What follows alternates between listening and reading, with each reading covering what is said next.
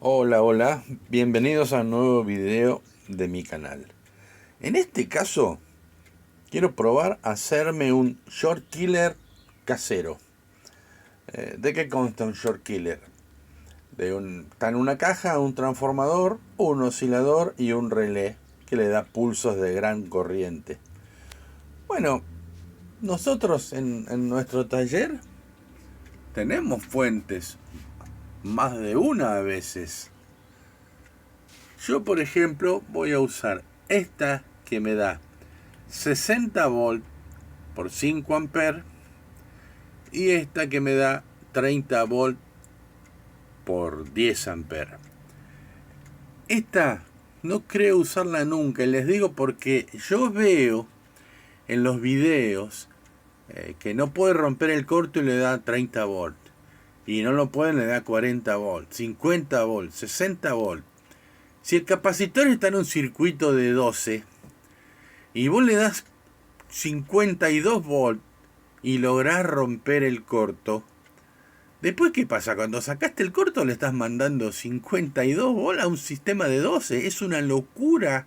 A no ser que puedas aislarlo del circuito, que cortes las pistas y le des exclusivamente al capacitor. Es como tirar una bomba para matar una cucaracha. Es una locura. Una vez que abriste el corto, reventaste la placa. Ya no te sirve más haber salvado al capacitor. Pero en fin, cada gaucho con su tema. Yo no conseguí gabinete chiquito, buscaba, y son todos grandotes, cuadradotes, no me gustaban. Además me pedían una fortuna. Entonces decidí reutilizar, desarmar este gabinete. Este era un generador vertical y horizontal para reparar los televisores a tubo. Yo con este pote elevaba el nivel de mi señal vertical y veía si en el tubo se reflejaba en la pantalla.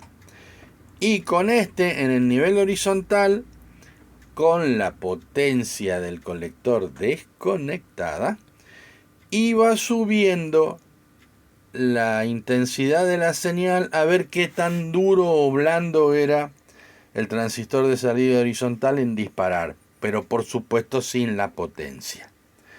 Y dije, esto del televisor de tubo ya no, yo en lo personal no reparo más. Y voy a usar esto. Y después le voy a mostrar cómo lo hice. Básicamente puse un oscilador adentro y acá un relé. Ahora compré un relé que viene un modulito de Arduino, pero después creo que lo voy a reemplazar por un relé de faro, por ejemplo, de un auto que son de 30 amperes o 40 amperes. Y entonces ese sí va a durar más. Pero bueno, básicamente voy a usar esto. Así que ahora vemos un poquitito de la parte teórica, cómo funciona este maldito coso. Bien, veamos una cosa, cómo funciona el short killer. El short killer aplica pulsos de corrientes importantes a tensiones bajas para intentar romper el corto que se produjo en el dieléctrico del capacitor. Pero, ¿por qué no había short killer para los capacitores de los TV a tubo, por ejemplo? Porque por el tamaño de los capacitores, el dieléctrico era más grande, era más grueso y no se pinchaba, no se rompía. Ahora por la miniaturización entramos en ese riesgo que cualquier error mínimo de fabricación nos pone en corto el capacitor. Teóricamente, ¿de qué consta un capacitor? De dos placas que tienen que estar paralelas, así la distancia y el dieléctrico se mantiene, separadas por un dieléctrico, que puede ser aire o puede ser lo que a ustedes se les ocurra de material aislante. Las placas pueden ser neutras para un capacitor no polarizado o enriquecidas, favorecidas a cargarse una positiva y la otra negativa, y ahí obtenemos un electrolítico. El valor del capacitor, en nanofaradio, picofaradio, lo que sea, está dado por la superficie de las placas. Y la tensión de trabajo o la aislación está dado por la calidad del dieléctrico. Por eso nosotros vemos un capacitor de 10 microfaradios, por ejemplo, chiquitito. Este es uno de 22 microfaradios por 50 volt y estos son de 22 microfaradios por 250. Los dos son de 22 microfaradios, pero como este está construido para soportar más tensión, tiene un dieléctrico más grande, más grueso, de mejor calidad y obligatoriamente los hace ser más grandes. Pero recuerden esto, la capacidad de un capacitor está dado únicamente por la superficie de sus placas y la tensión de trabajo por la calidad de aislación de su dieléctrico. Ahora, el short killer nació porque ahora los capacitores son así. No pueden hacer un capacitor de tamaños grandes porque no entran en la miniaturización. Entonces, ¿qué hicieron? Capacitores por capas. ¿Ven? Una placa positiva, una negativa, una positiva, una negativa, una positiva, una negativa. La superficie, en vez de ser un solo juego de placas, la repartieron en, no sé, debe haber 200 capas, 500 capas. ¿Cómo es más o menos para que entiendan? Es un gran sándwich de migas. Un pan acá, una feta de jamón, la positiva. Un pan, una feta de queso, la negativa. Otro pan, una feta de jamón. Otro pan, otra feta de queso. Y en la punta pongo toda la feta de jamón en paralelo y toda la feta de queso en paralelo. En mi caso simplificado hay 1, 2, 3, 4, 5 capacitores puestos en paralelo en el tamaño de uno. Gana en altura. Y los dieléctricos son baños de aislante.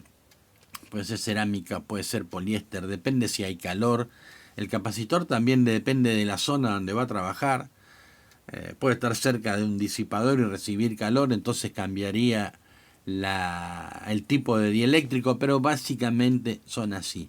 Miniaturizado, imagínense que un capacitor de 10 microfaradios de ahora, moderno, tiene arriba de 500 capas en una altura, ¿cuánto podrá tener?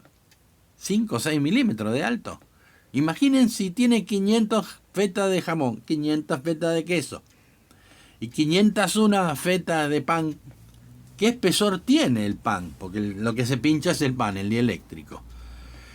Entonces, por eso, por las condiciones de trabajo, es tan posible que el dieléctrico se pinche y las placas se pongan en corto. No importa qué placa, porque todas están en paralelo. Una se pone en corto, todo el capacitor está en corto. Y si logramos abrir ese corto, supongamos en el capacitor recupera una gran parte de su valor y hasta sigue funcionando.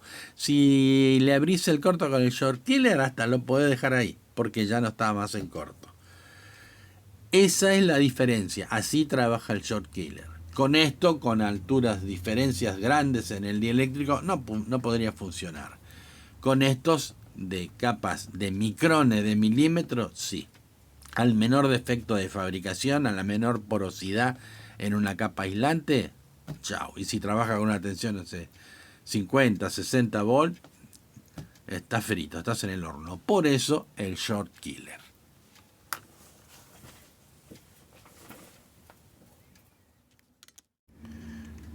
Una aclaración importante. Esto de la polaridad fue hecho para demostrar cómo se pasó de esto a esto en capas. En la realidad, las placas no están enriquecidas. No hay placa positiva ni placa negativa. Por eso el capacitor no tiene polaridad establecida. Como lo coloquen, funciona. Esto es a fines didácticos. En la realidad no tienen polaridad prefijada.